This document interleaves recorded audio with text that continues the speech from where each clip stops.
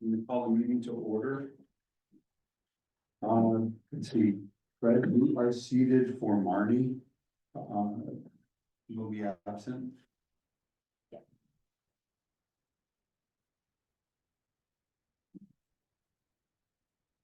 I'm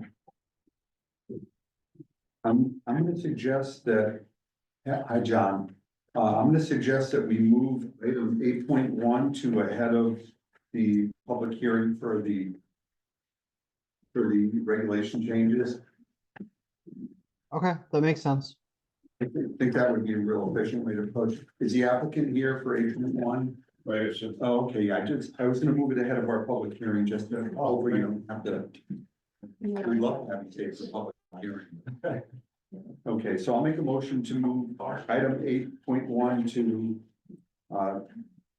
ahead of the item 5 on our public on our agenda, which is a new business, moving the new business item on the agenda to ahead of our public hearing. I'll second. The discussion, all those in favor? Opposed, that's unanimous, thank you. Well, I came in after, did you see somebody in my I did place? not. Okay. The minutes of our last meeting. Excuse me, Rick, excuse me. Hi, Bob. Sorry, I was 1 minute late. Could you please seat me? You are seated. Thank you. Okay.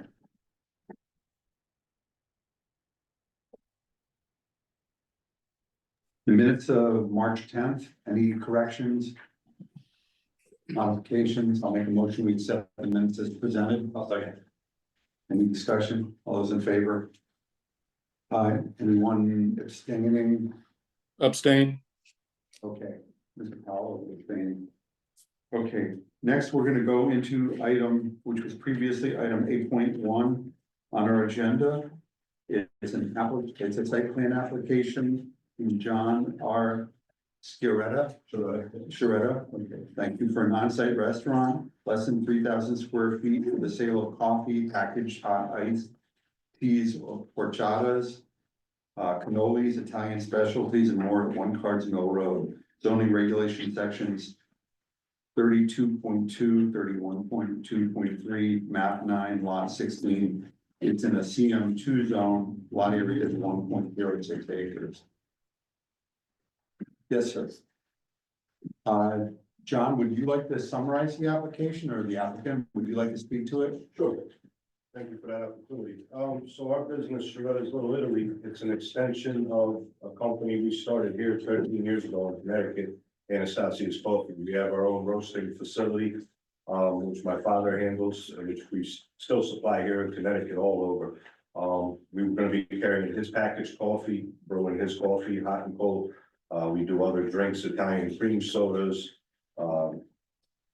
teas, different, healthy choices. And then we do the cannolis, which are imported from Palermo. Everything comes through, same from my hometown in Hamilton, New Jersey is where I'm originally from. Everything's, we're sourcing from all our people down there that have the connection to import the goods. So we're buying from a very reputable business. The cannolis, they're out of this world. So what you're proposing is a food truck business that would use it as an base of operations. Is there anything indoors at the facility? It's a 6x12 trailer, which we used at all our events out here through the years. My father's kind of loaning it to me to help get started because he's a little elderly to do it. He still works the roastery, but he figures I can make better use of the trailer. So I searched extensively everywhere, and I met the business owner there, and we looked at the property. We spoke about, the potential there. And she looks at it as a great way to provide a service for her customers that come in and out of the antique store, coffee and, things like that. We'd be out there early in the morning for the industrial park, the people that go to work there, to provide coffees for them. And then, going forward, eventually I want to do our food. Everything's homemade, bring my culture here and provide fresh pasta, all fresh cooking daily, that's the menu. For this application, it's just to start out cannolis, coffee, and just goodies people like to eat in the summer. And my children will work with me, of course, She was the founder of Anastasia's Coffee, and my son was a month old when we started that business, and we kind of turned that into the roastery, and You won't be doing any operations inside the building? no, Okay, no, so it's just a permit to operate the trailer in that Correct. location. yeah, basically to have the security with the electric, to stay plugged in with everything I need plugged in. At least between me and the business owner there, just to have a trailer in the back lot that's fenced in. Just to pick the cables and, you know, eventually we'd hope to do like paint nights and different things to draw people in, and we'll be the center with the cannolis and the drinks and stuff like that for her customer base. That's basically the plan. With all the health stuff, we have everything sorted, you know, the plan of operation for that. And, just depending on your guys' decision tonight, the health department would move forward and hopefully we'll be up and operating before Easter. Fingers crossed for orders of, you know, Easter cannolis. Okay, thank you. Thank you. John, any thoughts on this? Yeah, so I've put on, hopefully people can see on the screen, just the location that was provided by the applicant. This is the corner of Cards Mill and Commerce Drive. It's just off of Route 66 East. It's basically the, you know, sort of the first parcels in a small business area on Cards Mill. Obviously, existing retail building, restaurants of less than, and I'm gonna forget exactly, Savannah's here also. I think it's less than 3,000 square feet is a site plan use. Obviously, this is a trailer, but you know, and so it has, you know, it has a, you know, some vehicular elements, but the applicant is basically proposing to keep it there basically on a permanent basis every day, all day during the workday, during the season. So, you know, 8 to 10 months a year, depending on weather, and in basically in one location. So Savannah and I opted to treat this essentially as a permanent restaurant structure, which is a site plan use. The drawing that you see there, the green lines are the property lines, the existing property lines, and the sort of the pinkish line that's inside the green represents the setbacks, the necessary setbacks. So for structures. So the blue trailer that's in sort of the center is, you know, shown well inside the setback. So it's, you know, compliant with zoning regulations in terms of location. Yeah, there's, you know, plenty of on-site parking. There are 2 entrances, you know, both Cards Mill and Commerce. So we don't see any problem with circulation or parking for patrons. Pretty straightforward. Okay. Any thoughts from the commission? Thanks, great. Questions? I don't see any negative impact for the town, and you see a new business coming in. So- Just for the public's knowledge, this is not a public hearing on this. This is just a site plan review by the commission. We'll get into the next topic, our regulation changes in a little bit. With that said, no objection, I'll make a motion. We approve the application as submitted. I'll second. Second. No discussion? All those in favor? Opposed? Abstentions? That's unanimous. Okay, thank you, sir. Well, thank you Welcome to very much. Columbia. Thank you. I appreciate all of you and stop by. Just remember, I will take pictures of it. So I got a mental image, everybody in here. Stop by and I'll give you the best of all these. This was the free advertising. Thank you very much. Thank you, everybody. Have a good night. Thank you. Okay, next up, we're gonna go, the continuation of our public hearing from March 10th. This is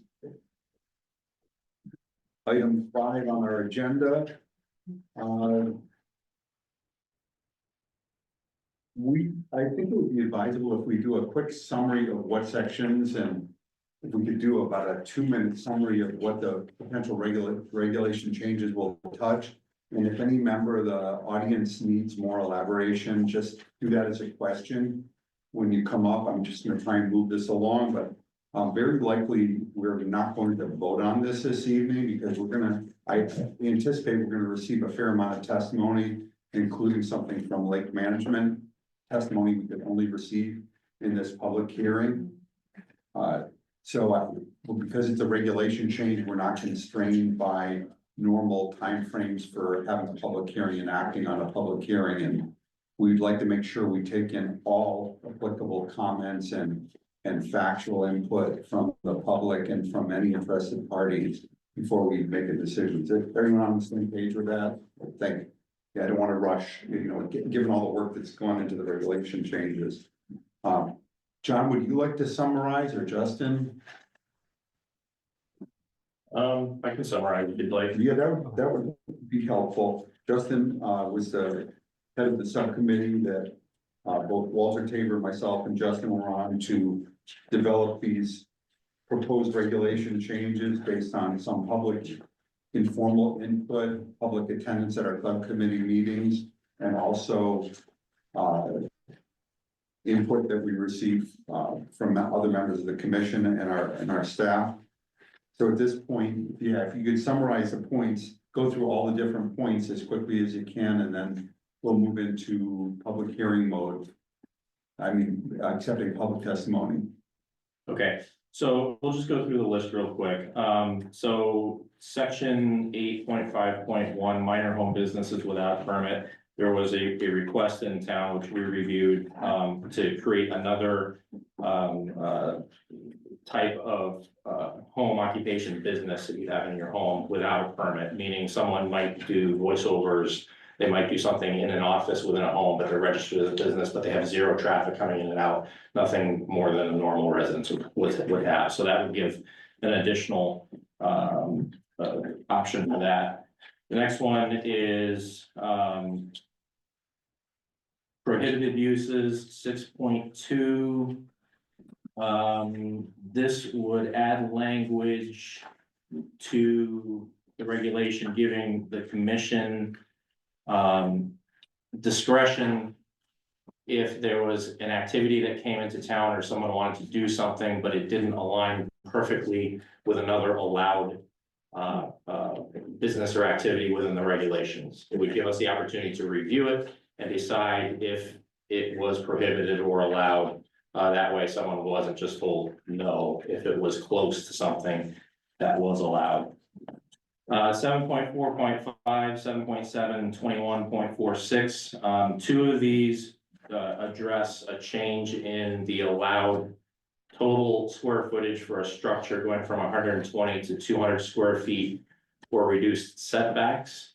And then the third piece of that is something that we have to do by law. State of Connecticut changed the law, and they eliminated minimum square footages on residential homes, single family homes. So that piece we have to do. The other two are obviously up for debate.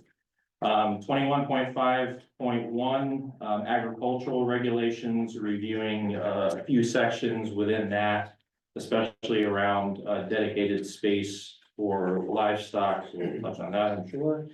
21.5.4, basically condensing the multiple winery regulations into one set of regulations.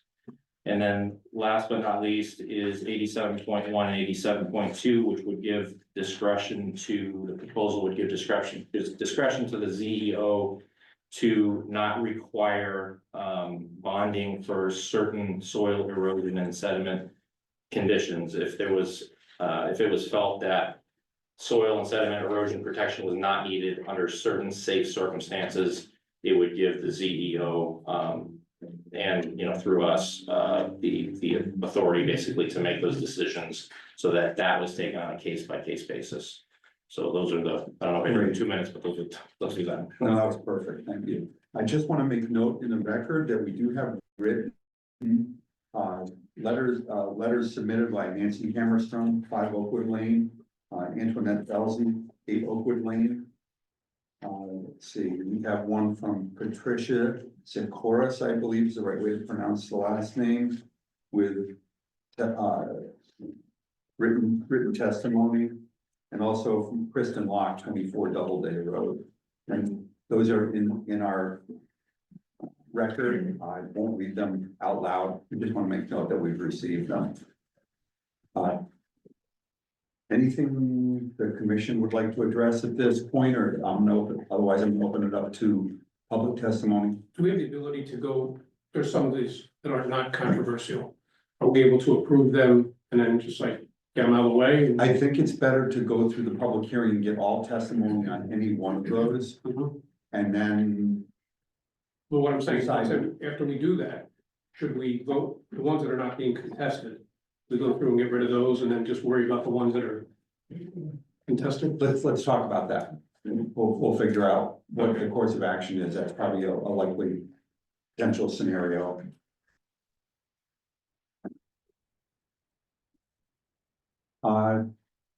John, anything that you have to add? Savannah? No, I don't think so. I mean, we did, you noted all the testimony we got. We did get a lot of questions in the office emails and, you know, letters. So yeah, I'm just looking forward to what people have to say. We did not, to my knowledge, receive anything official from, LMAC. Hopefully, if they're providing testimony, you know, they could provide a hard copy as well. Sure. Thanks. Okay, I'm gonna start with our Zoom attendance. Just, I hope that's efficient. The first one is Judy Ortiz. Judy, do you have your hand up, or are there any people online? I'm sorry, I'm seeing muted microphones. I thought those were hands up. Okay, I don't think anyone online is requesting to testify. If so, just make sure you put your hand up in the Zoom connection. And I'm gonna move to the audience. So I would ask you, if you have questions or testimony directed to the commission, wait till I recognize you to talk. Please, no commenting on anything unless you're recognized, you have the right to talk at that time. And if you could state your name and address for the record, we are recording the meeting and we're wide open. Any questions or comments on any of the proposed zone changes from anyone? Yes. Yeah. Yes. Good evening, I'm Mary Whitehall, Hi, Mary. 34 Johnny Lane Road in Columbia. I want to thank you first and foremost for this opportunity to address the planning and zoning and the public hearing. My purpose this evening is twofold. One is to support the rationale for LMAC's request to planning and zoning that I think Dave will be speaking to exclude the planned zoning changes related to agriculture, building square footage and setbacks from the Columbia Lake watershed area only, not the whole town. This is to be able to conduct studies of the potential impacts of such changes on Columbia Lake's ecosystem. My second reason is to clarify any statements or misperceptions made at the last public hearing and at the April LMAC meeting related to phosphorus's impact on the lake's health. With the assistance of our town's lake consultant, TRC, I'd like to set the record straight as to the absolute need to protect the lake related to an excessive phosphorus load that now exists in Columbia Lake. Studies to date show greater than 50% of that load is attributed to stormwater drainage from the watershed area. Unfortunately, a nutrient that helps all can be too much. And too much of a good thing, as too much phosphorus can accelerate a body of water's aging. It creates excessive native plant growth. That plant growth includes algae blooms, and it depletes oxygen in the water column. Over the past decade, the increasing phosphorus load in the lake has caused algae blooms annually, including harmful algae blooms called HABs or cyanobacteria, which are toxins that could be harmful to humans and animals. We have seen increased native plant growth, and our data from TRC is showing oxygen depletion in certain parts of TRC is. TRC is the lake consultant for the town of Columbia. Our watershed area surrounding Columbia Lake, where water such as rain and snow melt, if it gets snow, drains into the lake, consists of 1,959 acres or 3 square miles of the town's 21.8 square mile geography. On that, there are 630 properties. Stormwater flows from those 19 plus 100 acres to the lake, be it natural, through streams and wetland, and or through storm drains that channel the runoff into the lake. The town's Department of Public Work estimates that there are 75 to 80 stormwater drains surrounding our lake. Stormwater discharge doesn't come just with water. It does come with other things. It could be pollutants, oil, grease, trash, and other elements, including nutrients that are good. Nutrients such as phosphorus and nitrogen. Based on the scientific data collected by TRC, as well as the increasing native plants and cyanobacteria patches we are seeing on an annual basis, our lake consultants advise us that Columbia's phosphorus load is at an imbalance. There's more coming into the lake, there's more remaining in the lake, and there's not enough exiting the lake. We're at a tipping point where you could be facing costs to fix that problem. In a follow-up letter to public hearing, in search for answers as to why or why not allow these changes in the watershed only based on the water body's condition related to phosphorus, it contained valid and really valuable research. That follow-up letter was shared with our lake consultant, TRC. Carl Nielsen is TRC's technical director for water resources and the liaison to the town of Columbia. He provided responses to that follow-up letter. Carl's expertise and experiences span nearly 3 decades. The entire email response is attached and I have copies for review. But the essence is that Columbia Lake is being threatened by increasing levels of phosphorus from the watershed. The search for specific sources is ongoing. That said, we do know from TRC data that over half the phosphorus load entering the lake is from tributaries and stormwater runoff. Less than 10% is attributed to groundwater, including septic systems. The remainder is attributable to internal recycling from within the lake. His comment was adding additional agricultural sources that include fertilization, manure, composting, and other activities with concentrated sources of nutrients will need to be studied to prevent or significantly minimize the potential for those nutrients to reach streams, drains, and other avenues of erosion that may ultimately harm the lake. Implementing regulations at the town level to protect Columbia Lake and its watershed in a way of ensuring that the activities of those properties in the watershed don't negatively impact the lake. A closer study of this issue would not be difficult, according to TRC, or require lengthy study, particularly given the amount of existing data that is currently available on the lake and its watershed. Finally, the commentator's letter did identify areas that are valid for consideration. These include the general refreshers on phosphorus in water bodies and the use of phosphate-free fertilizers and detergents. Our Columbia Lake Association publishes educational updates to those who are members throughout the year. Also, goose waste, yeah, it's additive to phosphorus in the lake. The town board of selectmen approved a plan to manage the geese population, and that is actively being implemented. We can take greater care to make sure Columbia Lake's annual reports and LMAC meetings and minutes are made available. All comments from that letter. In summary, the condition of Columbia Lake as it relates to phosphorus load and visible changes in the lake in the past decade, cyanobacteria algae, increased plant growth. I support LMAC's request that the watershed area only be excluded from the proposed changes related to agriculture, setbacks, and the size of buildings until further studies are conducted. Examples of those studies include identifying and understanding any unintended consequences of the proposed agricultural changes, specific to the Columbia Lake watershed area only before applying zoning changes.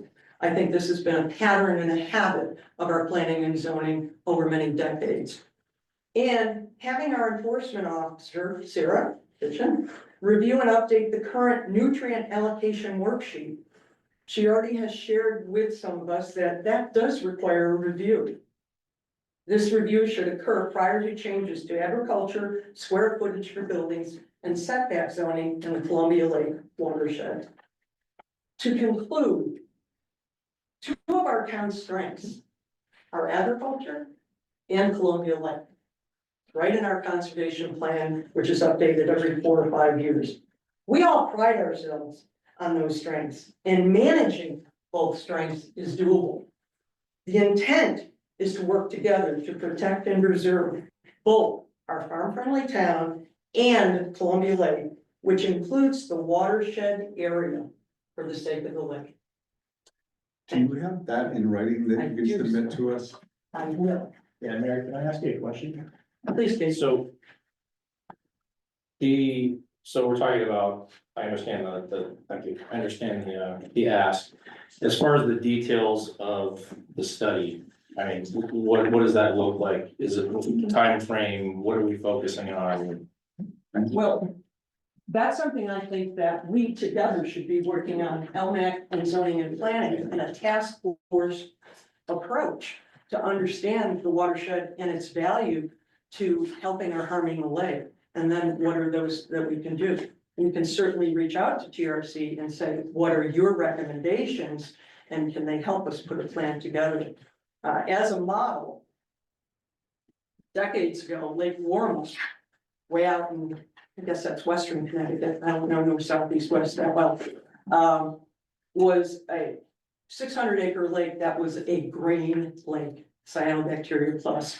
And they worked as a task force and continue to do so. I think they're a great role model to identify the issues and then to make manageable, good management decisions. And that's probably one of the most pristine lakes now in the state of Connecticut for decades. I have a question. We're in a better situation. We're not all green.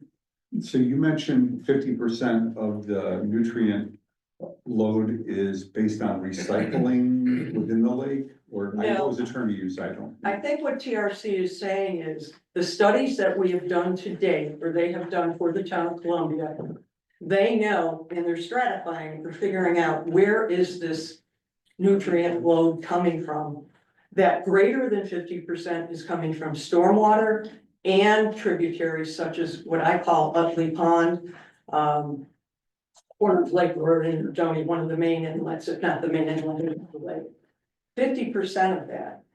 Groundwater from their studies is less than 10% infiltration. And the rest of it is, we literally, Henry probably can explain this better, he has more knowledge of this from his studies, but the phosphorus load in the lake is maintained in the sediment at the bottom of the lake. And that load contributes to the phosphorus load that we have. When you start losing oxygen, as has been explained to me, I'm not a scientist, the algae, phosphorus, sees the sun, goes up to the sun, and therefore we're getting blooms. That's a very simplistic approach. Okay, Okay, thank you. I hope that answers your question. Yes. Thank you. I appreciate you for coming, thank you. Over how long of a period of time was this increased phosphate load identified? We have started taking data since the 1970s. Okay. Okay, extrapolating that data into today is probably one of the benefits of working with TRC versus maybe who we worked with before. We just weren't getting, what does that mean and what are manageable approaches to it Sure. consistently. Sure, so over the past 50 years of working with TRC, have they identified any factors possibly driving this increase in phosphate? We've only worked with TRC for 3 years. Okay, but over the past 50 years that this increase in phosphate was identified, was there anything noted in general flooding the lake? such as fertilizers on waterfront properties, fertilizers used in new construction sod, or every year fertilization of yards. Because I know a lot of that is phosphate rich. Has that been looked into? I, I'm gonna defer to, Well, first of all, the zoning, Henry Beck, and I'm here speaking on behalf of LMAC tonight. Okay, The zoning commission worked with LMAC in 2003 to implement the overlay zone, and that was for purpose of reducing the phosphate load into the lake. It's been successful, but phosphate continues to come in. And so we have to continue to do more. The town has looked at a number of times possibility of requiring having a pump out ordinance for septic tanks and so forth. That's always gotten tangled up with the Eastern Highlands Health District issues and turf issues, and so it hasn't proceeded. But education programs are done regularly, and the state of Connecticut apparently, according to TRC, hasn't outlawed phosphate in fertilizers for lawns, but because the surrounding states are, if you go to Home Depot or Lowe's or Ace, you're not gonna be able to find a lawn fertilizer with phosphate in it, except for lawn starter. If you get starter for a new lawn, then it can have a limited amount of phosphate in it, but otherwise phosphate is basically gone from lawn fertilizer. What makes the lawn green is nitrogen. Phosphate helps root development. And so when you see a green lawn, it's from the nitrogen. Nitrogen can still be in lawn lawn fertilizer. Nitrogen is, we don't want excess nitrogen in the lake either, but it does get released back to the air. And TRC has told us that the amount of nitrogen in the lake is not the controlling factor for our algae growth and issues we have, it's phosphate. And so that's what we're trying to deal with. And phosphate, as I said at the last hearing, and actually as the one of the things were submitted to you was a study from Alaska, that actually supports the same concept, is that once phosphate gets into the water body, it doesn't get out unless you take water out, because it ends up going down into the sediment. And as that article I agree with rightly says that part of the phosphate load that gets the algae is coming out of the sediment through chemical reaction, particularly when oxygen is low. It allows for the chemical reaction for usable phosphate to come up and fertilize and help with the algae. And in the summertime, we have the problem because there's more phosphate, there's more sun, the water's warmer. It's a perfect recipe for algae blooms. And that's what happens. and let me ask a question. You're asking for us to defer this or not approve it in the lake watershed overlay zones A, B, and C. correct. What kind of time frame for additional study? You said it wasn't gonna be a long time, but what are you looking for? We I love haven't it. had a chance to really investigate this with our, we had a limited period of time between the last hearing and here. We had hoped to have had a joint meeting with you, but rightly so, it was because of the fact you had opened a public hearing on this, we couldn't have that joint meeting, but we did meet, we did look at the regulations, we did discuss them at some length, and we had a unanimous vote that asked and recommended that you exclude the section. Let me find the.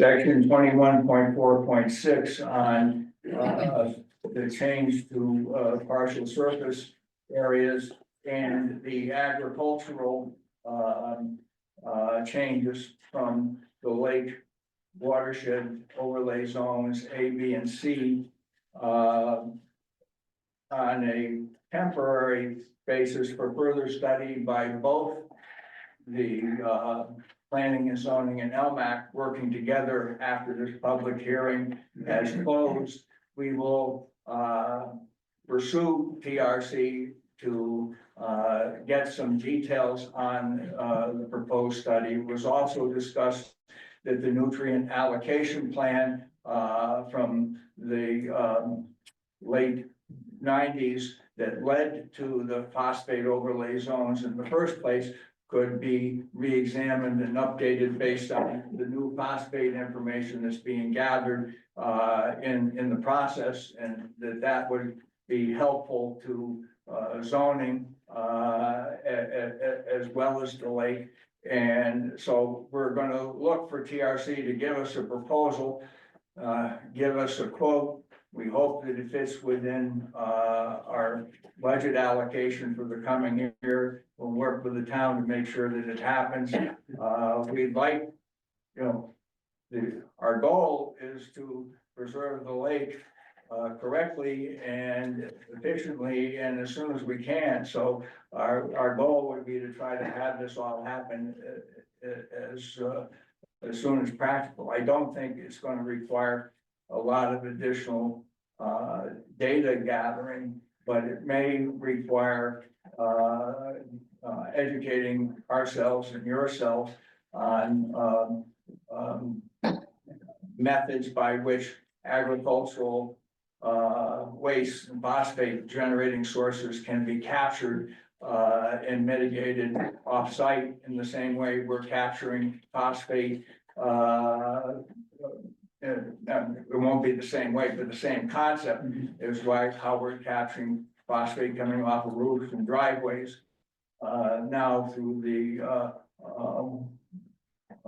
nutrient allocation plans we have for each site. Another question I have, and it could go either to Ms. Royal or Mr. Beck.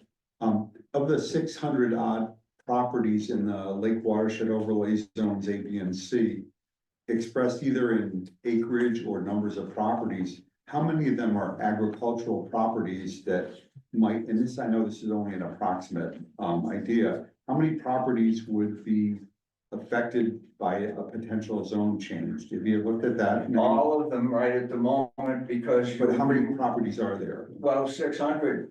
630. 630, and all of them are affected because you have you're allowing for chickens and rabbits to be on property of any size, which means that they could be chasing or competing with the geese on the lawn. And so, all of the properties can be used for agricultural purposes as is written now. I don't know how many, we don't know how many larger properties that might be involved with respect to cattle or horses. That can be quickly gathered, but in the time frame that we had between when the hearing was continued to tonight and we had our meeting, there hasn't been really any time to start this study or gather the data. So the input from LMAC is that you need more time. Well, we all need more time to make sure that we don't end up hurting the lake as a result of of changes. And we will get that study going and we look to cooperate with you. Okay. Just one thing before we go to the next person, I did overlook, we did have a written statement submitted to us by Susan Spiegel, also 35 Samuel Hill Road. So I had a question, sorry, Rick, I had a question too. First of all, I don't know if I said this before, but thank you for coming with the recommendation, I do appreciate it. I don't want anyone to think that ag and the protection of the lake are mutually exclusive. Exactly. Okay, so I know that, and my intention is not to beat anybody up. Last time I didn't have any specific questions for you, but I do have some questions now this time, right? So when we look at, to me, the key thing is where the phosphates are coming from. We do have reports. And you created a monster, because I went through all the reports and everything, I looked everything up from 1975 onward with references back to 1963. And I have some summaries, once everybody gets to speak, I'll summarize kind of my thoughts on stuff too, taking in what you guys say. Where are the phosphates coming from? Have we determined percentage of phosphate load and where it's being generated from? And if so much of it is coming from stormwater, and I don't even know this answer, but has the town ever implemented storm drain traps and the other pieces of mitigation for stormwater? Come join our task force. To date, and I would defer to Carl Nielsen, our TRC expert. The data that he provides, which we have seen on an annual basis, and we get monthly reports. They have characterized by, what do I want to say? They've characterized by actually looking at stormwater drainage, the tributaries, the main tributaries, which are, on Erdoney Road, Utley Pond, or what I call Utley Pond Stream at the corner of Lake and Erdoney, and further up Erdoney, there's another stream that comes in to the lake, 3 very large stormwater pipes that they flow under Erdoney Road into the lake. Their characterization today, based on all the numbers and the phosphate they've been collecting in field visits, is greater than 50% is coming from the watershed. Less than 10%, or 10% or less, I should say, coming from groundwater. And he put in parentheses, you'll see this, including septic systems. The additional, yes, there's some from geese, yes, there's some from rainwater, particularly if there's terrible events that come our way, volcanoes or whatever, but those are minimal. And he said the additional is from what's already in the lake that's not leaving the lake, which I think Henry referred to as the sediment on the bottom of the thing.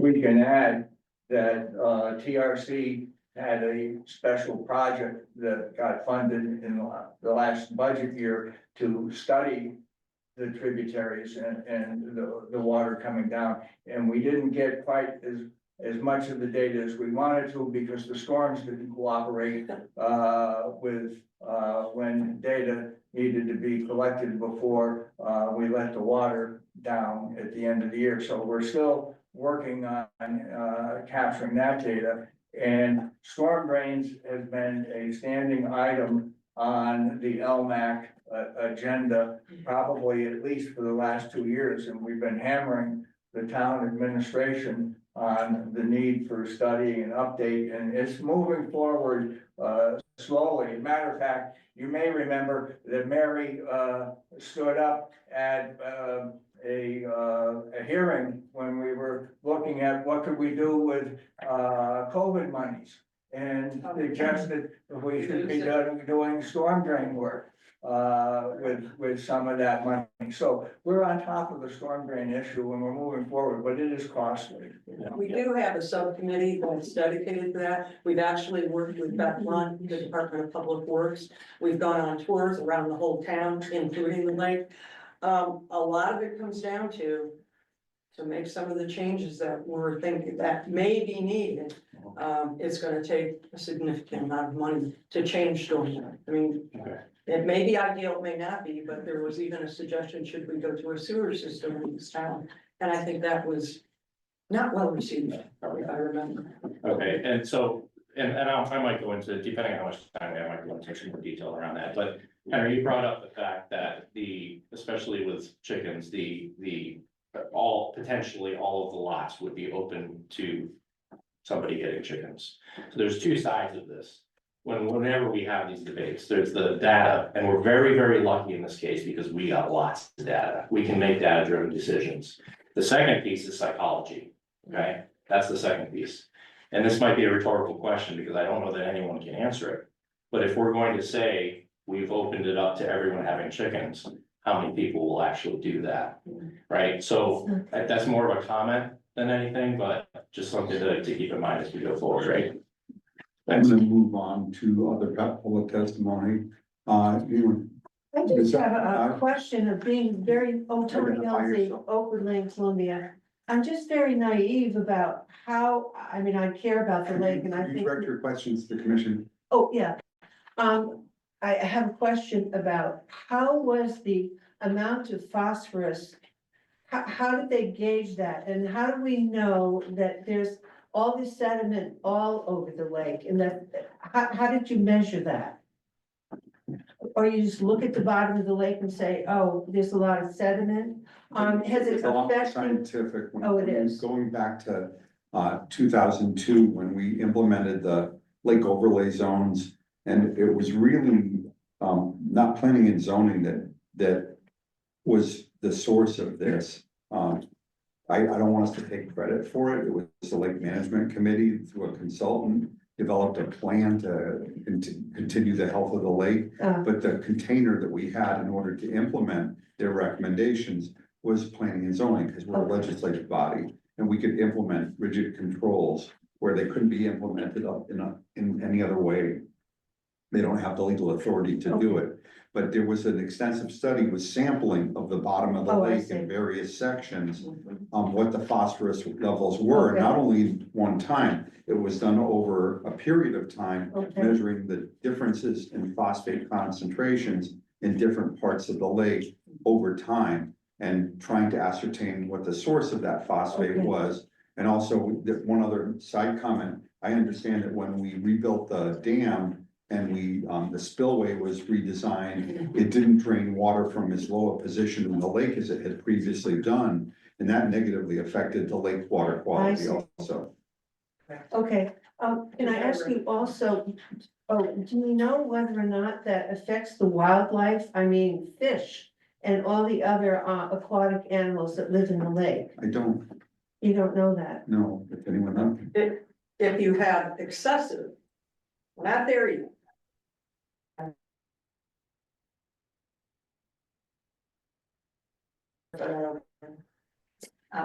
TRC consultant showed us a PowerPoint graph of what happens when the phosphorus load increases. Okay, And right now, here's 0.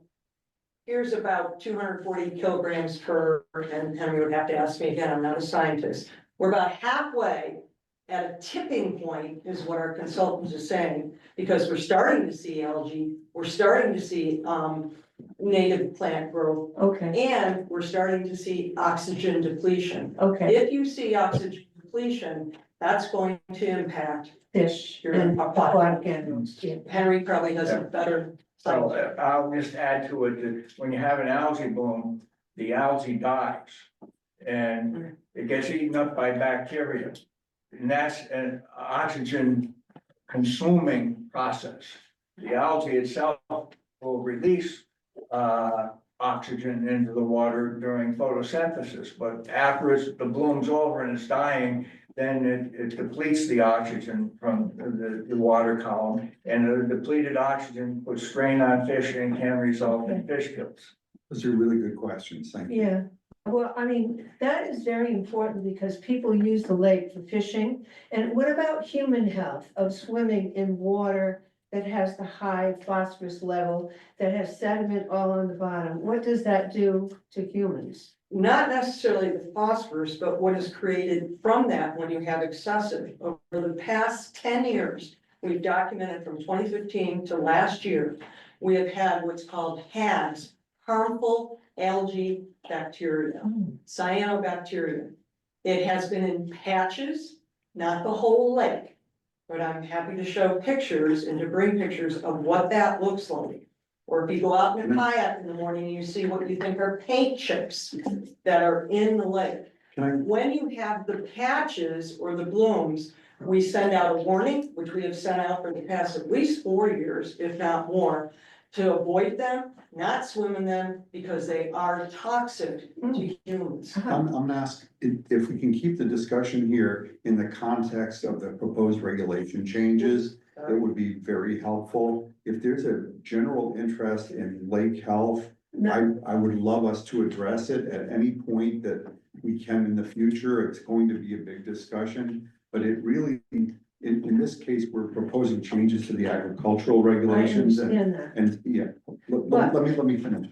And structures in the lake watershed. And so to the extent that those regulation changes that are proposed are either positive or negative, if we could focus on comments on that, because we have a lot to cover here. And if we do get into a general discussion about lake health and the general concept, this probably isn't the time for it. This is a time for focusing on the specifics of the regulation changes as they might affect the lake health. Please, may I respond Sure. to that? My questions about the health of the lake and the health of people has to do with the regulations. Because if the lake is as it is now, because of what we know about groundwater and all of the other things, then if you start adding and changing the regulations that have been helping the lake, but it obviously is getting bad even without, adding livestock or chickens or anything like that. I mean, nobody's talking about having a chicken farm on the edge of Columbia Lake. But if you change the regulation, then all kinds of people will say, well, I can have 30 chickens here, and because the regulations say that I can. So that's my point about the health of the lake and questions that I had about the lake. So it does pertain Okay, to the regulation. All right. Thank you. no, thank you. Yes, Kristen Locke, 24 Doubleday Road. I submitted comments prior to the TRC most recent testing being posted to LMAX page. So I just wanted to follow up on that a bit. Section 8.1.3 of the most recent December report that is posted on LMAX page states that stormwater assessment performed by TRC clearly indicated that stormwater was a major source of phosphorus in the lake, which was mentioned. It is likely that there's an illegal connection of wastewater to the storm drain system, at least in the storm drain to drainage line. This possible connection needs to be confirmed and if present, eliminated from the storm drain discharge in the lake. Is anything being done to determine if there is an illegal connection and how that's so impacting that's this not versus that's chicken? not a zoning function. That's lake management committee informally has input on that, and it would be a board of selectmen issue. So we address planning and zoning. Understood. My concern, I guess I should clarify, is that we're looking to limit chickens because of added phosphorus. But have we thoroughly looked at this, which is being identified in the report as a specific, very specific cause of increased phosphorus, not a mythical chicken that isn't on the lake yet? Mr. Beck. Chickens would come into the lake through the stormwater runoff, and that's the issue. LMAC meets on the first Wednesday of every month, 7 o'clock in this room. It's an open meeting. We start with an audience of citizens. We welcome everybody at this meeting online and around town to come. We like questions. We like to be able to provide answers, and you'll see that we're on top of generally all of these issues, and we're pressing them as fast as we can get money to deal with it. I appreciate the question that you asked. The point being, we want to take well, I don't want to speak for the commission, but we've generally as a town taken a very measured approach to each change that we've made, because we want to know what the impact is on an ongoing basis and the true impact. So I appreciate the question that you put out. Yeah, I think what's important though is, well, that does directly affect the ag regulation change, because the contention is that if the change is made, phosphorus levels will go up. Right. But, We don't know. well, That's what we want to study. I don't want to jump ahead, but in 1998, we knew. There's a report from 1998 that states less than 2% of the phosphorus load going into the lake was directly from agricultural activities. At that time, based on the zoning. Now, and I understand, so somebody would say, well, 1998, it's a long time ago. Well, what we can deduce from that is in 1998, was there less or more agricultural activity? Was there commercial dairy farms in town? And the associated fields that manure was spread on? Yeah.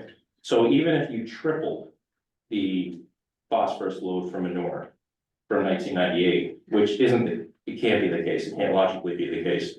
Because those fields now have, some of them have been developed, there's less phosphorus load on them because of that. Well, phosphorus load might be coming from development, might be coming from the septic systems if they fail, it could be coming from any numerous areas. So I guess, I'm not reflexively against studying it, I guess my issue is, it's not the stormwater, the percentage of stormwater drainage that's producing the phosphorus. It's the percentage of ag-related activity in the stormwater runoff, right? And I think that's why TRC, as our consultant with data, needs to, and will be part of the task force, so that we can hash that out, and what does it really mean? And what is the impact of agriculture? What happened in 1998 may or may not be valuable today in 2025. That's data we'd have to have them scrub and look at and have that discussion. Okay, so. It's a very valid discussion. So the latest report from last year that was just posted, phosphates aren't the only agricultural runoff. So nitrates, nitrogen is as Nitrogen is well, awesome. okay? So generally what we would assume to see is possibly a correlation between the two. So what's the nitrogen levels in the lake right now? The nitrogen, again, is not a concern according to TRC. It's elevated. We've got more nitrogen coming into the lake, but it has an escape route. And it's not what's feeding algae blooms. What's controlling algae blooms is the amount of phosphate. Once the phosphate's all used up, there still may be plenty of nitrogen to continue to feed a bloom, but it won't bloom because there's no phosphate. You need both.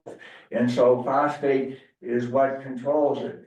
Once you run out of phosphate, that's when your bloom stops, and that's when you have the die-off. You may still have plenty of nitrogen in the water, but it's the phosphate that controls. I'm gonna move us along. I don't want to get all the public testimony that we can possibly get in. I don't see us closing this public hearing this evening, not by any means. Not yet, no. Anyone else from the audience? Yes, sir. Ryan, that's here, 10 Pine Street. Now, I have a question. So they have the A, B, and C, right? So what is gonna happen? What they're proposing, I guess, for regulations about closing agricultural in the A, B, C. So what happens if people have chickens or they have goats or horses or whatever? Are they gonna? So this public hearing is on a change in the regulations. If we don't change the regulations in lake overlay zones A, B, and C, then the current regulations as they exist would still be in effect. Is that answer your question? Yeah, I was just curious, just, you know, if people had animals or whatever, and then say the zoning regulations change and they say that, all right, we don't want to have agriculture on this because they're afraid of stuff getting in the water and going into the lake, so that. So I'm not sure what you're asking. Are you asking what would happen if the regulations changed? Yes. Or are you asking what Yes, would happen if we don't pass the No, regulations? if the regulations did change. Well, the proposed regulation change allows for a bit more expansive use on any property, certain types of limited agricultural uses. Not so much limited, that's probably the wrong term, but it opens it up to more properties where we have a regulation you can't do. Justin, help me with the numbers, because you know them off the top. Yeah, it would basically, so for livestock, it gives set parameters that you have to have X amount of acres for a specific type of species of animal. What they're asking for is that we simply pause making a decision in the lake overlay. So everything would remain the same. Now, but I also want to clarify that. Would you be comfortable with us passing the regulation and just exempting the lake overlay, but it would be, could go into effect everywhere else in town? Yes, that's the concept. You know, town attorney will help you figure out how to word that potentially, or your staff. But the idea would be, it would just, the rest of the town could have the new zoning regulations, but just the 3 overlay zones would be on pause. So I want to go back, does that answer your questions, Ryan? Yeah. Okay, thank you. Thank you for your question. Any other questions, comments? Yes, sir. Jason Rico, 102 Lake Road. So two things. I'm gonna say, I'm on the Conservation and Ag Commission. And I think that since there's all this talk about LMAC and planning and zoning getting together and sorting all this out, that ag should really have a seat at the table as well. That's my first point. There. I have a question to planning and zoning, and I don't know, you may not be able to answer this for me right now, but would you have what LMAC is proposing? You would essentially have two sets of, your regulations are gonna double essentially, because you're gonna have a separate set of regulations for the overlay zone. For all the overlay zones, so you really, all these changes that you've proposed, and I think they're great changes, I wanna say that as well, I think a lot of them are great changes. But you'd have to have you have to continue to keep those in place for the lake overlay zone, and you'd have to, do you know what I know exactly what you're Okay. saying. I think I know. Okay, I understand. So what you're saying is that we'd have two separate sets of regulations in town. One Right. for the lake overlay zone and a different set right, yes. with regard to changes to. Correct. Correct. So there's that, so some of the work that you've done is a little for naught, and I understand that I'm a proponent of keeping phosphorus out of the lake. I think the lake is a beautiful thing, and but I also own a farm in LA Lake, the LA Lake overlay, and I have chickens, and I'm an A. You check your map, I'm an A. And I would like to have more chickens, but I'm capped, and farming is how I make part of my living, part of my family's income comes from farming. And so it's a little bit, I'm feeling a little bit, I guess, kneecapped in a sense by LMAC's proposal, but I understand where they're coming from. It's just that you're essentially gonna have to have two sets of regulations, one for the lake overlay and one for everywhere else in Columbia. And, oh, by the way, there's everybody who lives in Columbia lives in some watershed. So phosphorus is getting into all of the watersheds. It's not just the lake. Which I guess is, right, I'm arguing against ag right now, but then what do you do without ag? And I had one comment, if you kept the regulations for the lake overlay the way they are, not adopt the changes, but if you kept them, nowhere is it defined what a small farm is in the regulation. There's no definitions of what a small farm is. There's no definition of what a large farm is, although nowhere in the regulations do you see large farm. It would be one thing if we had a 500 head dairy in the lake overlay zone. But that's not the reality. All the farms in Columbia are essentially, and I'll define it for you, they're small farm. So the amount of phosphorus that's actually getting into the watersheds from agriculture is probably fairly small. And in addition, manure builds soil. And I don't want to turn this into a science lesson, but manure from any animal builds soil aggregates. And so what you end up having is a larger capacity to store things like phosphorus in those soils without them washing away, especially if you have vegetation on those soils like grassland or forest land. Healthy soils are a giant reservoir of nutrients, essentially. Some of the nutrients that LMAC's referring to is washing in.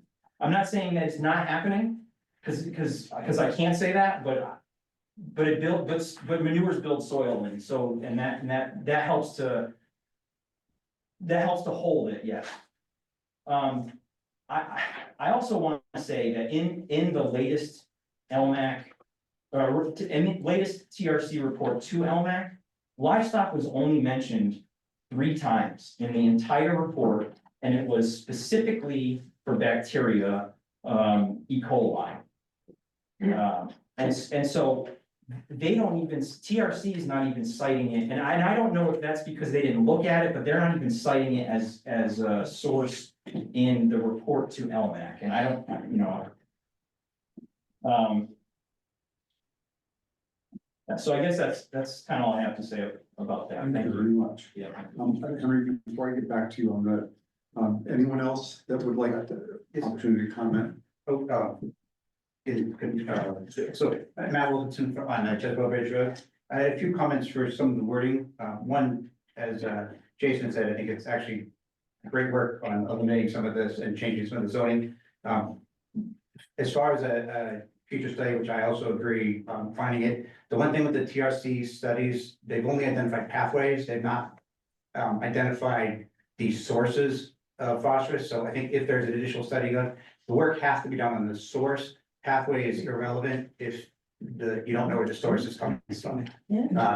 So that's just on the phosphorus piece for a future study. In some wording on some of the changes, as Jason said, but there are a couple places with the definitions of farms. In one case on paragraph 6, it mentions that a farm has to have a minimum of 1 acre of land devoted to growing edible. That's actually not consistent with the state's agriculture or urban ag.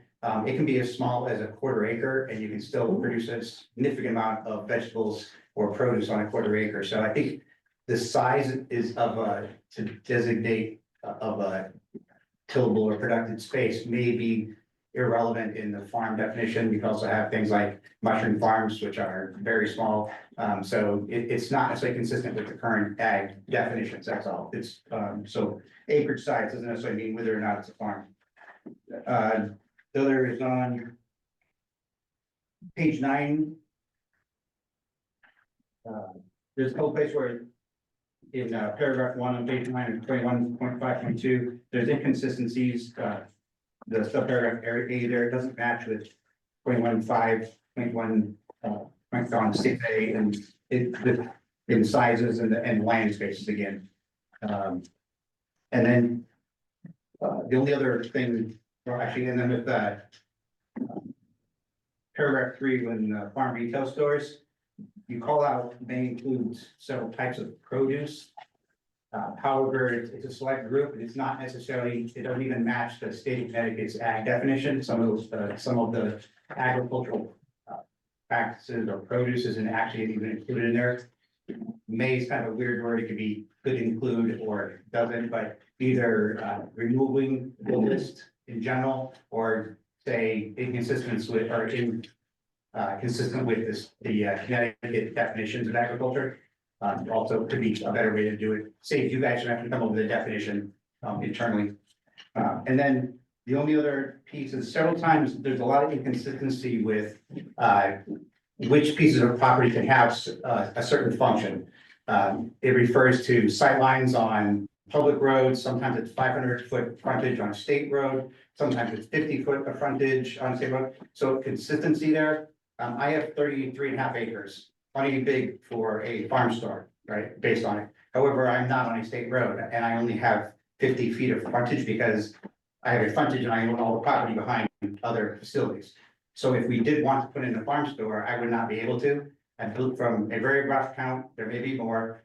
I believe there's only about 7 or 8 properties, farm properties in Columbia that could even put in a farm store based off this current definition.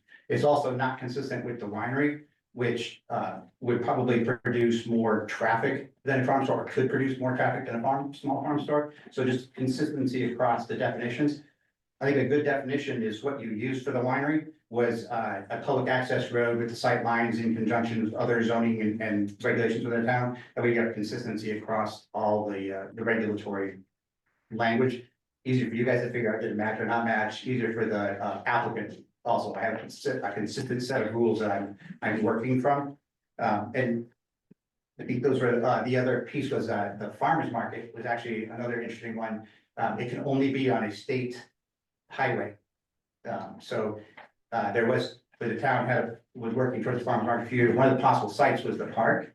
Well, the park actually wouldn't even be able to be used as the site. The town green wouldn't be able to be used as a site because the access isn't off of the state road, so it's just, if you kept that consistency though of access to a public Columbia road with the variant or the zoning regulations for sightlines, now you have a very consistent playing field. It's also, I believe it's the same language that's used for the mixed use for commercial sites also, or something very similar to that. Those are they. Thank you for your comments, and is there anything else from the general public that anyone else has anything to say? Hello, my name's Noreen, Newford Barrington. I live on 3 Newford Drive. I'd like to speak as a citizen about some of these proposals that you're making for the zoning. Gentlemen, I'd like to thank you as a commission to help determine the future vision of our community. And I want to thank you for your time and commitment to our town. I'd like to start with that. I'd also like to say I am not opposed to farming. I do live on the lake. I am not opposed to farming in this town. I have had many friends who have made their life as dairy farmers in this town over the years, so I totally respect that. And I have friends that have chickens, so, but I have some concerns. And it's throughout the town. It is not just in the ABC area of the lake. I'd like to share with you a little history lesson about planning that went awry. And please stay with me and follow me on this. The famous Titanic, which as we know, did not have enough lifeboats for everyone on board. They did not fill the lifeboats to maximum capacity. The ship's crew ignored 6 ice warnings. Because of those errors, 1,517 lives were lost on that ship. And actually, one gentleman was from our town. Now you may be thinking, how does this relate to the zoning proposals today? Well, your responsibility as a commission is to ensure balanced and orderly community development by controlling land use and preventing incompatible uses and protecting public health, safety, and property values. With the changes you are proposing regarding land use, I have several concerns regarding public health, safety, and property values. For the sake of time, I will only address public health. I'm very confident that there is not anyone in this room or in the town for that matter that takes the safety and concerns for public health lightly for themselves or their families. There was a statement made by the town planner, John Guzowski, that was very alarming that he said at the last meeting. The question was asked of this committee what the regulation was regarding the storage of manure near wells. Mr. Guzowski responded, I'm not sure if it's 50 to 100 feet, but you don't have to worry, your wells are deep and are not usually impacted by surface storage of manure. Now, I see in your proposal that you are indicating manure storage to be 100 feet off-site dwelling as defined by the applicable statutes and public health codes. Off-site dwelling would not indicate by this verbiage of an adjacent property owner's dwelling or well. By increasing the number of livestock on 3 acres of land, have you considered the following according to the ASAE, the American Society of Agricultural Engineers, and the Dairyland Manure Management under the Dairyland Initiative? A single cow produces roughly 65 pounds of manure daily and 8 gallons of urine. That equates roughly to 12 tons of manure yearly. A 1,000-pound horse produces around 50 pounds of manure, feces, and urine combined daily, which equates to about 9 to 10 tons yearly on people's property. By increasing the amount of cattle, horses, and in general farm animals, and decreasing the amount of land proposed zoning is increasing the risk of pathogens entering our water sources, such as our wells and our neighbors' wells. Pathogens such as E. coli, Salmonella, Listeria, parasites such as Giardia, Cryptosporidium, and multiple other viruses. Our forefathers that wrote the guidelines were not trying to restrict what people did on their property. It appears to me they had the foresight on what could occur if overcrowding of farm animals and the detrimental effect it could have on personal property and public safety. In regards to allowing more flexibility in the commission's interpretation of the regulations versus literal regulations, I fear you're opening Pandora's box. This board today has a vision, and who is to say that the board in the next 25 years will have the same vision? There is no confusion if a regulation is concrete, which actually makes it fair for the entire community. I appreciate that you allowed me to speak and address just one of my concerns tonight regarding public health. Thank you. Thank you very much. Anyone else? I mean, do you still want to speak to anything?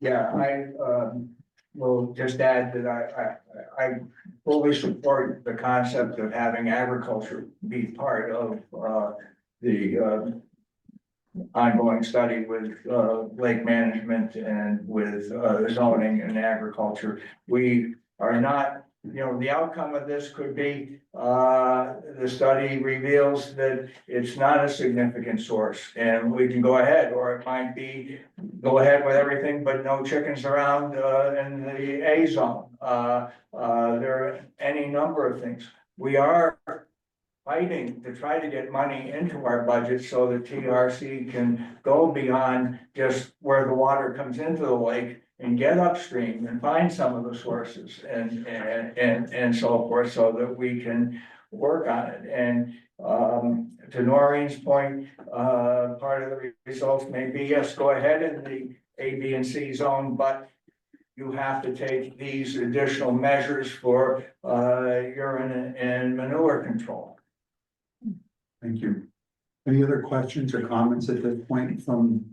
I would like to add something. I do have a handout here from the Maryland Extension Health Department of what each type of animal, from alpacas to bulls to boars to nursing to layers, on how much feces they produce yearly. If anyone would like a copy of it, I have a copy. Is that just livestock or is waterfowl included in that? Peacocks, ducks, emus, ostrich, quails, you name it, it's in Geese. here.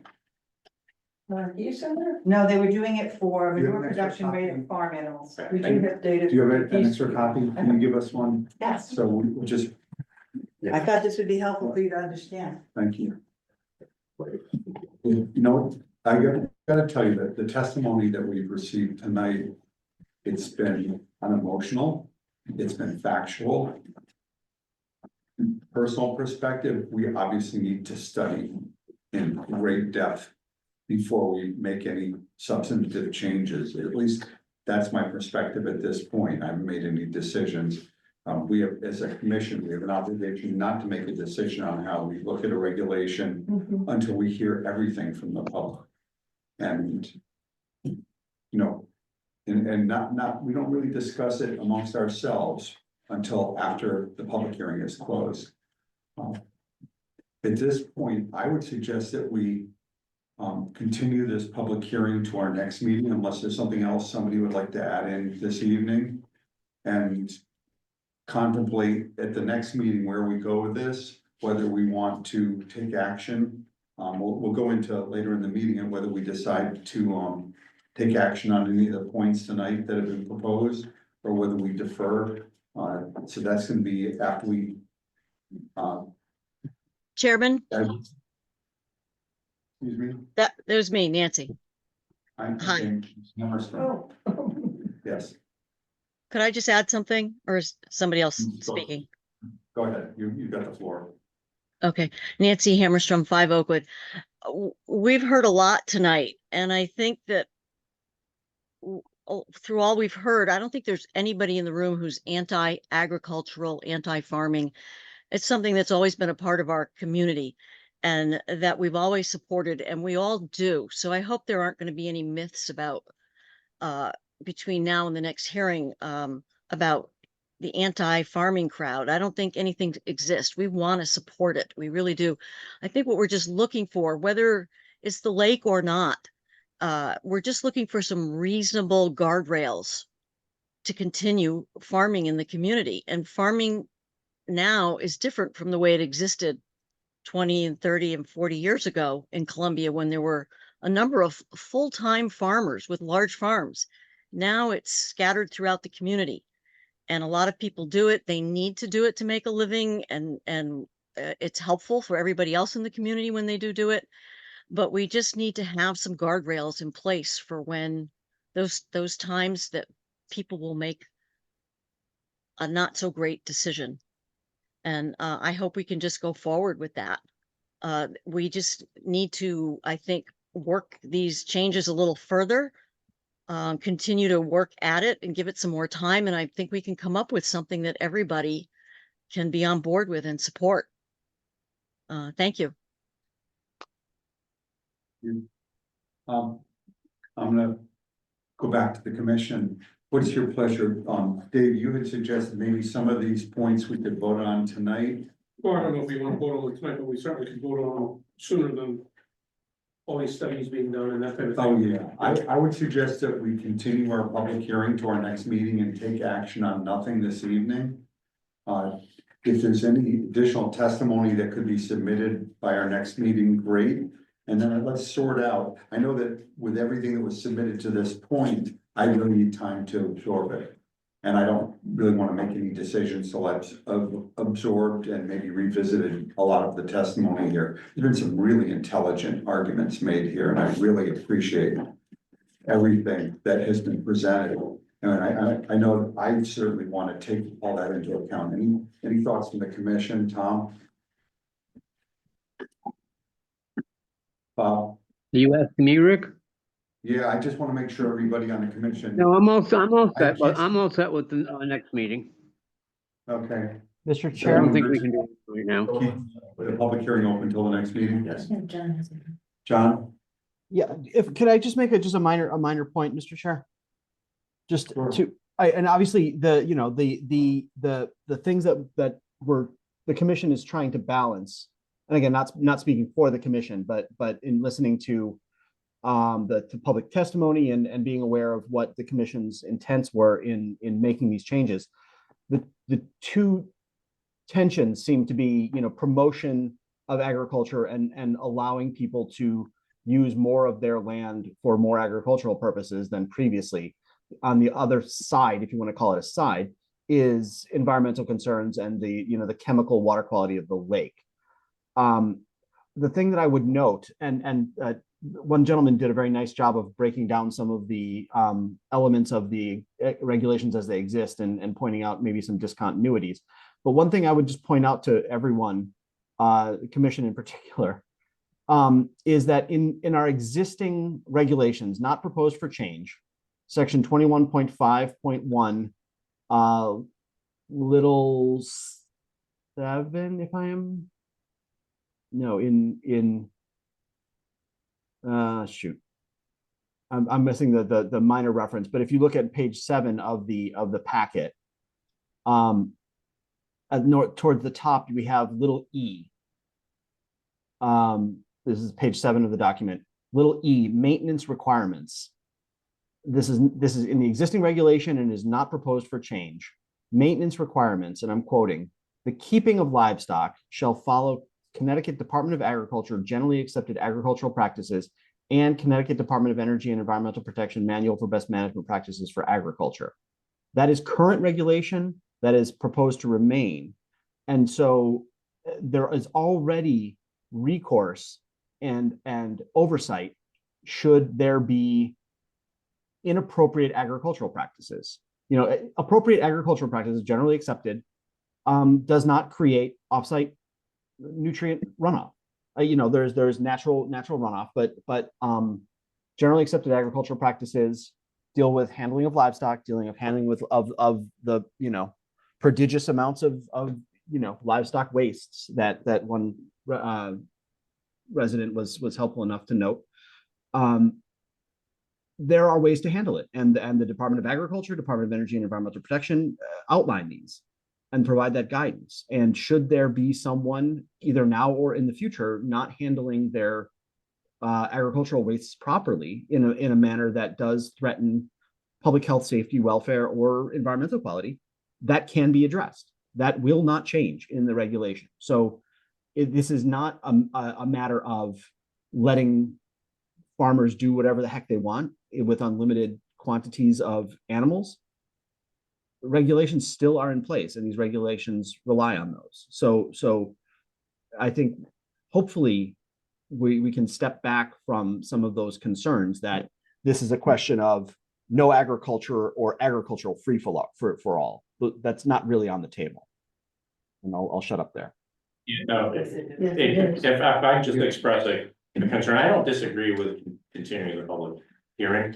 I've kind of been holding off on some of my statements because it's gonna take a little bit. So, but John brings up a good point in the sense that I've read all of the testimony, listened to all the testimony, taken copious notes. There is a bit of a disconnect between some of the concern and what actually is being proposed. And I look forward to be able to talk about that. So the first meeting, I was talking on behalf of the subcommittee, kind of just presenting black and white what we were doing. From now on, I'm speaking obviously as one of 7 on the commission in favor of moving this forward. That doesn't mean I think we should stop the discussion today, but I think there's going to be a point where we'll want to address all of those concerns and talk about kind of what the realities of the situation are and what we're actually proposing, because it does tend to fall into 2 buckets when we have these discussions. It's like we need central planning or we need nihilism. It's one extreme or the other, and the truth is somewhere in between. So if we look at, I just really briefly, just humor me, this is the statement that is in the regulation currently and is not proposed to be changed. And it talks about livestock. Livestock shall be kept in a minimum dedicated area that is appropriately fenced and maintained to contain the livestock, located to avoid steep slopes unless improved to avoid heavy surface water runoff, soil erosion, sedimentation, or hazardous conditions for the livestock. Areas of steep slopes can be used for certain agricultural production activities, such as grazing, if properly maintained so that the soils are not exposed, and buffers are used to filter and trap nutrients before they enter surface waters. Located to not negatively impact on-site sewage disposal systems or water supplies. Excludes the area occupied by residential dwellings and outbuildings. Wetlands cannot be included. And this kind of has some language about the calculated minimum livestock area. That does not change anything. These are enforceable actions. And I will tell you, I went down many rabbit holes with kind of preparing for this, and I'm happy to speak more about it next meeting. When we look at the towns around us, I specifically looked at, and I didn't pick and choose, I specifically looked at Lebanon, Coventry, Tolland, and Woodstock, among a few others. I can find some that have more intrusive or strict regulations specifically to ag than we do. There's a neighboring town that does, I'm not gonna call them out. But all of those towns that I just mentioned have far less intrusive regulations. None of them have requirements for dedicated space like we have currently, which we're proposing to change. And no one in this room has traveled through Coventry, Tolland, Woodstock, or Lebanon and said, man, I'm glad to be back in Columbia. It's a livestock nightmare over there, right? So part of this is to take, like I said before to Henry, is the data. What does the data tell us? Where are the phosphates coming from? Is there an argument that it's more than the 2% from agriculture that we saw in 1998? And the second piece of it is, what is human nature going to dictate? Is it going to be a free-for-all? We'll make this argument in the future. We'll talk about it more as we go back and forth and debate among the commission members. My contention that it is not, because our demographics are not any different than Coventry, Tolland, Lebanon, or any of the other numerous towns in 169 towns that we have. So I'm happy to continue the arguments and not arguments. We're having good discussions.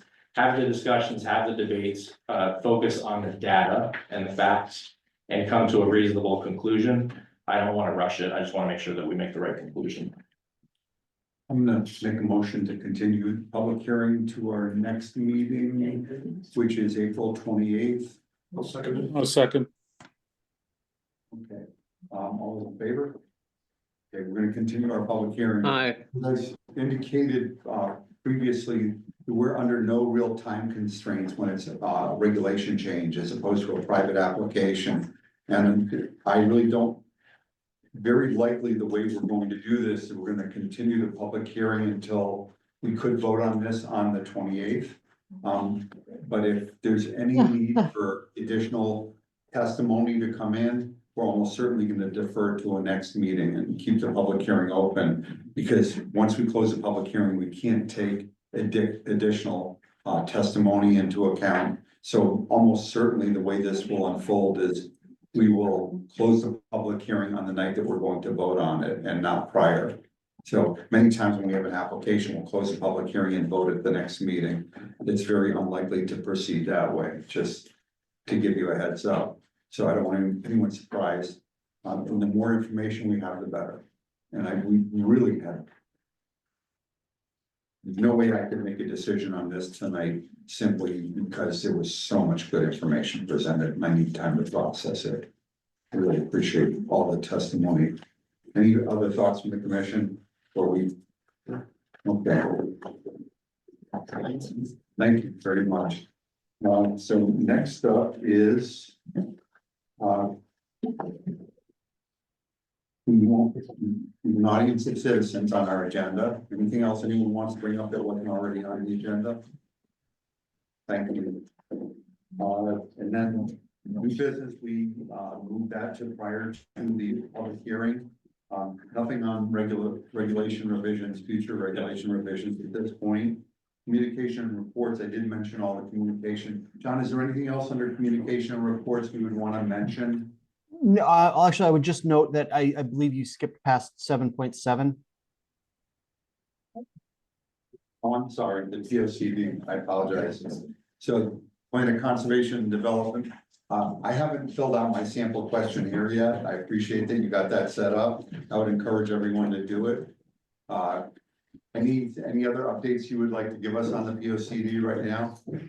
No, so I would note that a couple of things on the survey. I did review this with a couple of stakeholders, including folks from conservation, and made a couple of very minor structural changes to the survey. So hopefully people will get a chance to take a look. I know I believe Justin and I talked through it. And then I also did, so ideally we would like to clean this up in the next couple of weeks, because we did put an article in the upcoming Hebron events or whatever it's called, Hebron seasons, or the quarterly newsletter.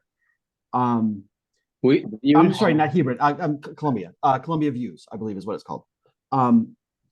Sorry, I was caught up in the regs discussion from Justin.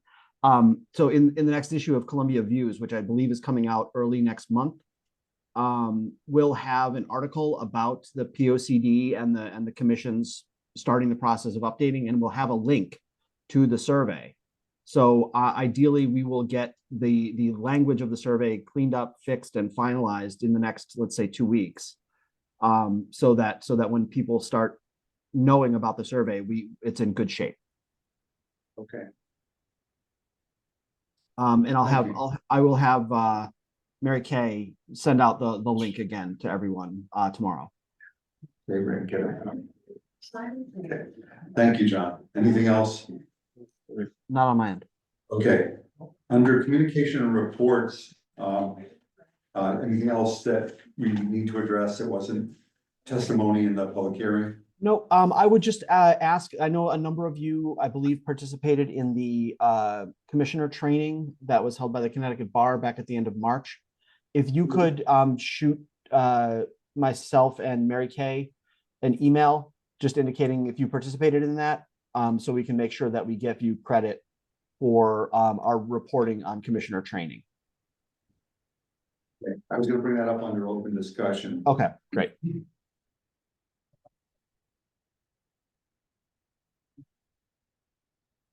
Okay. Under item 9, under item 11, commission open discussion. I just want to say, I went to the Bar Association seminar. It was phenomenal. It was the best I've ever attended, even though it was Zoom. We just didn't get a free lunch out of it.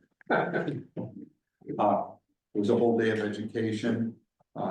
There was some good content. John, I would mention that the manual that I received I'm gonna drop it off at the office so that we have a copy at the office if we don't already. We don't. Okay, so just as a reference guide, testimony, the attorneys that did the presentations did a superb job. Can't say, just, they covered such a wide range of topics and like I said, it was very well suited for a Zoom presentation. A little different than what I've attended in the past where it was live. At the town, do we have one of those binders, the thing to make the binder, because they wanted us to pull out part of the book? Yeah, I printed those out and inserted them. Yeah, but I don't have a way to put the binder on it. Yeah, we do have. Okay, So, all right. Hey, Rick, Tom, can you hear me? yes. Can you hear me, Rick? Yeah, I just fine. wanted to kind of double up on that. I think it was really well done. You know what I liked about it? I didn't, not that didn't like going in person, but it was easier to concentrate and hear everything they said, where when you're in the auditorium with 400 people, you sometimes miss stuff. But that was extremely well done. It was, I felt like I grew from the experience, and I've been to that seminar about 4 times before. But the content has changed to be relevant from It was long.